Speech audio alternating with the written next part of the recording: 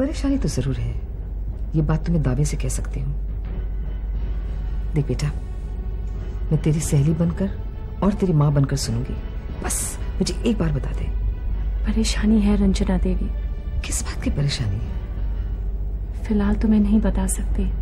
ठीक है, मैंने आप दोनों की बातें सुन ली हैं। मैं वकील बदल दूंगा, लेकिन उसके बाद अगर कोई ऊंच नीच हुई तो उसका जिम्मेदार मैं नहीं हूंगा।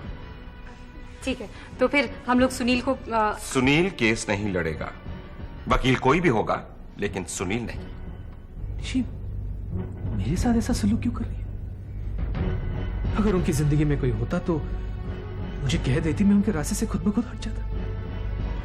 लेकिन इस तरह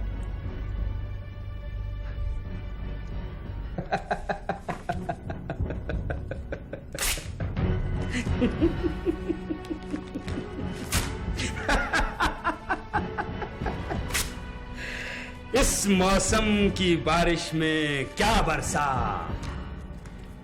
कागजी ओले सर मुंडवा लीजिए। देविका, मुझ पर तो बिजली बाद में गिरेगी, पहले तुम पर गिरेगी। तुमने बहुत इधर की उधर की है। तुम अब तक इसलिए बची हुई थी कि करण और लेनिन एक दूसरे के पीछे पड़े हुए थे और ऋषभ वो किडनैपिंग का केस सुलझा रहा था। पहले आपका बचना तो मुमकिन था ही नहीं, अब नामुमकिन हो चुका है। कल कोर्ट में मिलते हैं, सजा होने से पहले गुड डे।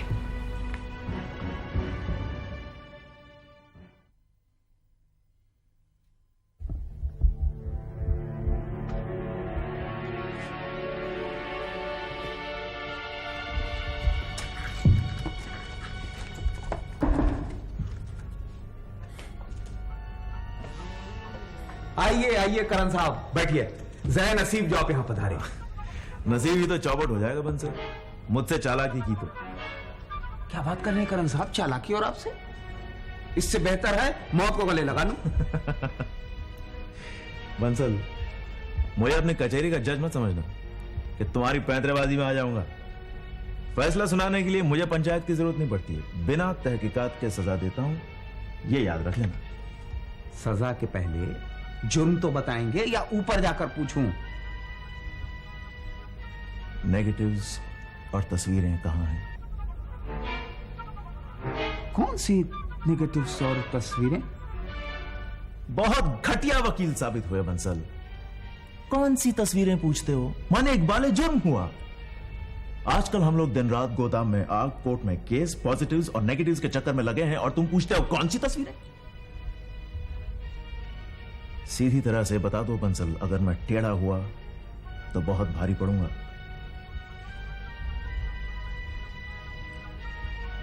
तुम्हारी खामोशी यह साबित तो नहीं करती कि वो नेगेटिव्स और तस्वीरें तुम्ही ने सुनील को दी थी?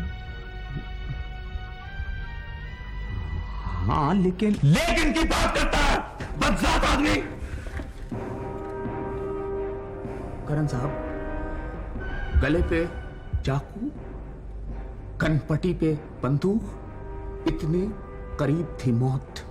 सुनील और एकनाथ ने ऐसे घेर रखा था जैसे फांसी का फंदा। दिखाऊं वो निशान? Shut up! वो अभी तक पड़े हैं जो सुनील और एकनाथ ने मारे थे। दिखाऊं? महेन मुझे शक की निगाहों से देखने लगा है, जानते हो। आप चिंता मत कीजिए करण साहब, मैं बच गया हूं। हर एक की आंखों की रंगत बदल दूंगा। अब दो रास्ते हैं, कौन से रास्ते पर चलना है यह तय करना है। कौन से रास्ते? या तो महेन का विश्वास जीतो और या चेयरमैन की कुर्सी की तरफ जाते सीधे रास्ते पे चलो और महेन को रास्ते से हटा दो। मेरा ख्याल है आपको सीधा रास्ता ही अपनाना चाहिए। तुम्हें मेरे साथ समझूं या ना समझूं? करण साहब, कैसी बात कर रहे हैं आप? मैं आपके साथ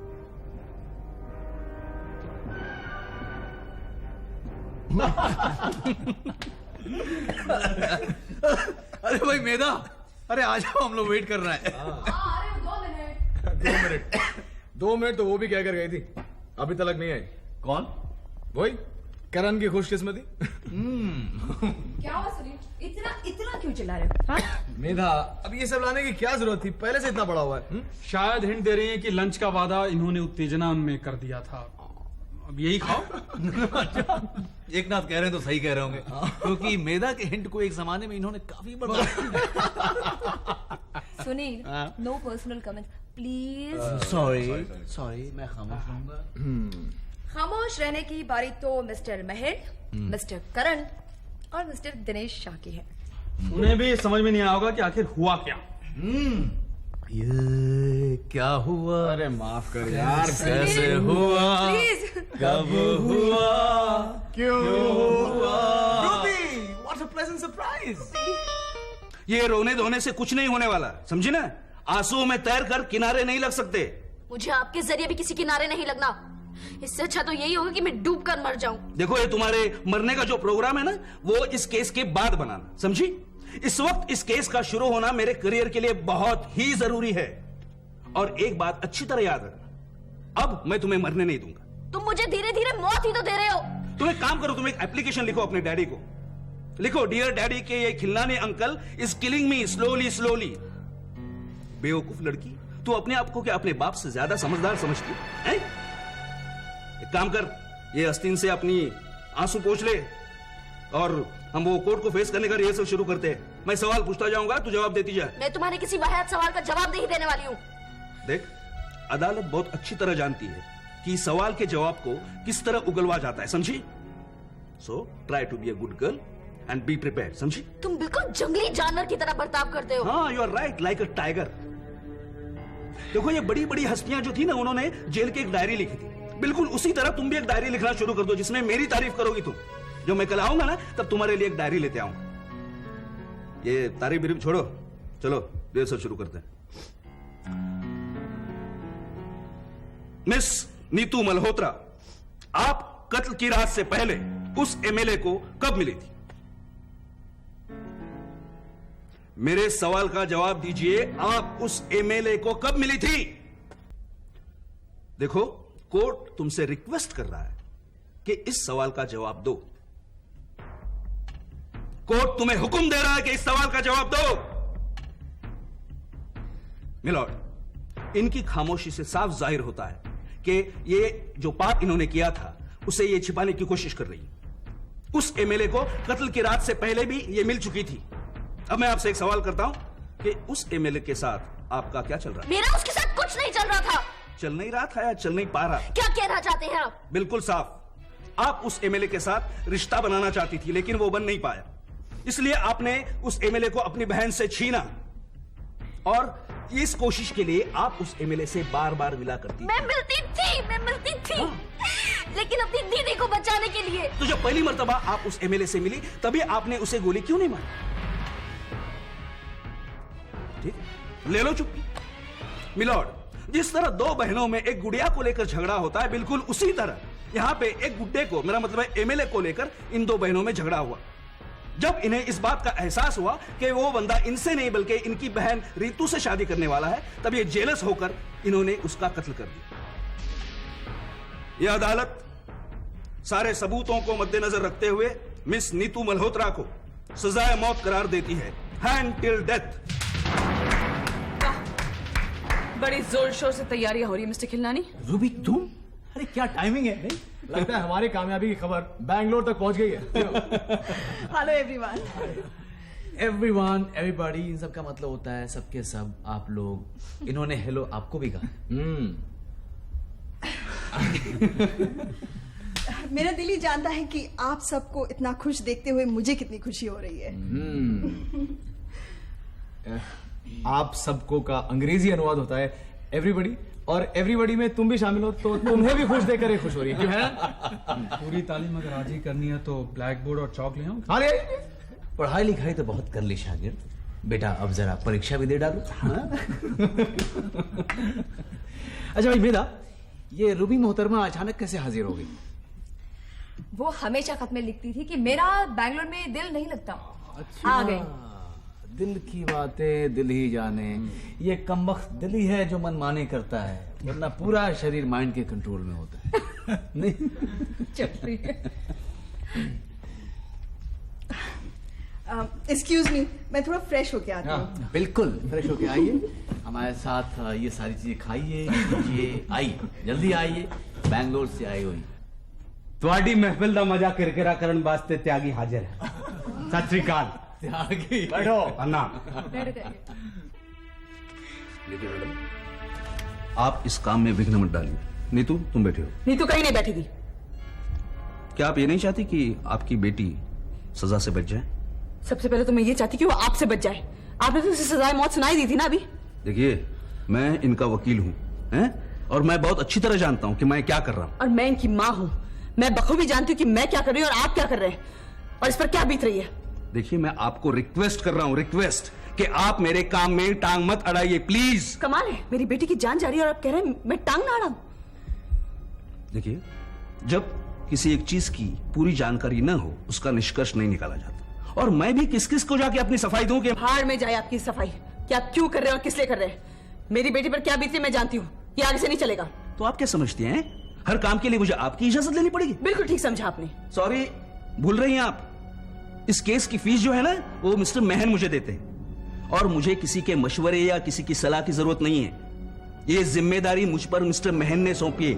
ये जिम्मेदारी मैं आपके पास से उठाकर 2 मिनट में फेंक सकती हूँ। मैं अपनी करनी पर उतर आई ना तो मुझसे बुरा कोई नहीं होगा।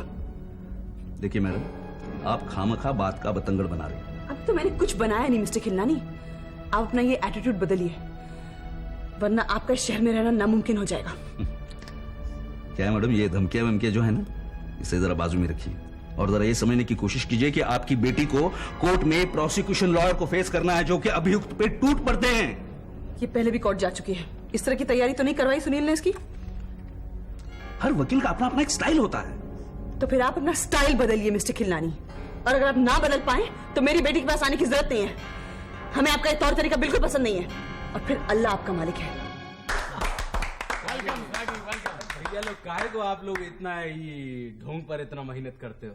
एक तो हमको ये महफिल का बुलौआ नहीं दिया, और जब ये महफिल आधी बोतल से कम हो गया तो इतना जोर से ताली पीट रहा है जैसे महफिल का ढक्कन अभी खुला ही नहीं है। अच्छा, मतलब ये कि त्यागी साहब बहुत प्यासे हैं। ये वकील बाबू ना ऋषभ भैया, ये बिना पाइपलाइन बिछाए नल का खोल देते हैं। अरे वकील साहब, बात हम आपकी तब मानता जब आप एक हाथ में जाम लेके हमारी तरफ बढ़ाता और हमसे कहता हमारी प्यास की बात, तब हमारी समझ में आता कि आपको हमारी प्यास की खबर। त्यागी नहीं हम तुझे यहाँ बुलाने की कितनी कोशिश की हमने, कितने मैसेज भिजवाए, तेरा कोई आता पता नहीं तो हम क्या करें? मुझ पर विश्वास नहीं करता तो पूछ इसे, बोलना। भैया आप ऐसा बात ना करें। आप जब ऐसा बात करते हो ना तो हमका लगता है जैसे गीता खुद गीता पे हाथ रख के ये कह रहा हो कि हम गीता हूं। अरे वाह, क्या बात है। Excuse me, मैंने आप लोगों को यहाँ खाना खाने के लिए मुफ्त में नहीं बुलाया है। अरे मुफ्त में नहीं तो पैसा दे देंगे यार, पहले खाना तो लगाओ। ऋषभ, बात पैसों की नहीं है। हाँ तो कूपन कहाँ मिल रहा है ये बता दो। सुनील, अब आप थोड़ा सा सीरियस हो जाए तो मैं कुछ बताना चाहती हूँ। यार मेरा कुछ कहना चाहती है, थोड़ा सुन लो। हाँ हाँ सुन लेते। तो आप आखिर में बता दीजिए कि भैया ये लंच की कीमत क्या होगी?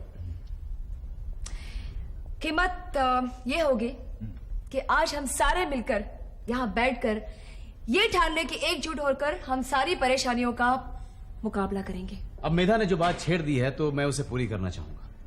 वो ये कि अगर हम एक साथ रहें, एकजुट रहें, तो अच्छे अच्छों को घुटने टेकने पड़ेंगे। और आज की तारीख में मिस्टर महेन, करण, दिनेश शाह, ताऊजी और रंजना देवी ये हमारे लिए कभी भी खतरा पैदा कर सकते हैं। इसके पहले कि वो खतरा पैदा करें, हमें उनके लिए खतरनाक हो जाना चाहिए। I think we should toast to that. What do you say? Nice idea. Cheers. Cheers. हम अपना अंगूठा के साथ cheers करते हैं। रक्षांदा, तुम ही बताओ मैं क्या करूं? मैं भी बिल्कुल बेबस हूं। मैं ये तक नहीं जानती कि तुम्हें क्या दर्द है। देखो, तुम अपने आप को अकेला मत समझो, नहीं तो तुम्हारा दर्द तुम पर मनमानी करने लगेगा। मुझसे अपना दर्द बांट लो, देखो तुम्हारा दर्द अपने आप कम हो जाएगा।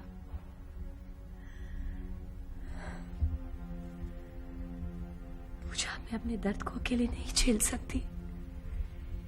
इस राज को मैंने अपने आप से छुपाने की बहुत कोशिश की पूजा, और किसी किसी और को बताने में मुझे बहुत डर लगता है। किसी और को नहीं, मुझे बताओ। मैं पूजा बनकर नहीं, रक्षंदा बनकर सुनूंगी। तुम्हारी हिम्मत और हौसला बनूंगी। बताओ रक्षंदा। पूजा, जो अपनापन मुझे तुमसे मिला है ना, वो जिंदगी में मुझे कभी किसी से नहीं मिला। तुम सुनना चाहती हो तो सुनो।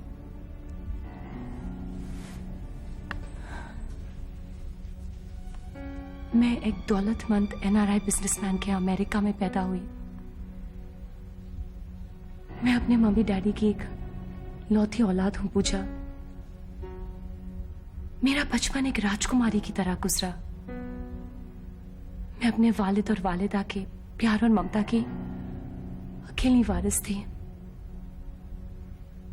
जब मैं थोड़ी बड़ी हुई और कॉलेज जाने लगी, तब वहां एक लड़के से बेइंतहा प्यार कर बैठी। मेरे वालिद इस रिश्ते के बिल्कुल खिलाफ थे। उन्होंने मुझ पर बहुत बंदिशें लगाई। तब मुझे ऐसा लगने लग गया कि जैसे मुझे किसी ने कैद कर लिया हो। मैं छटपटाने लगी। तब प्यार के जुनून में आकर मैं उस लड़के से शादी कर बैठी और अमेरिका से भागकर मैं फ्लोरिडा आ गई। मैंने अपना ग्रेजुएशन कंप्लीट किया और एक कंप्यूटर फर्म ज्वाइन कर लिया।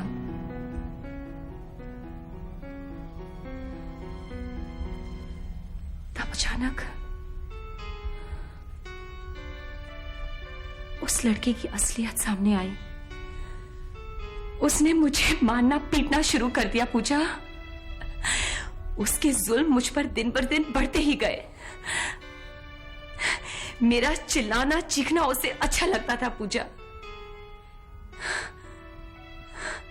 शुरू में तो मैंने उसे सुधारने की बहुत कोशिश की, लेकिन जब उसके जुल्म मुझ पर बढ़ते गए, तब अपनी सहेली शिवानी की मदद से मैं वहां से भागकर यहां चली आई।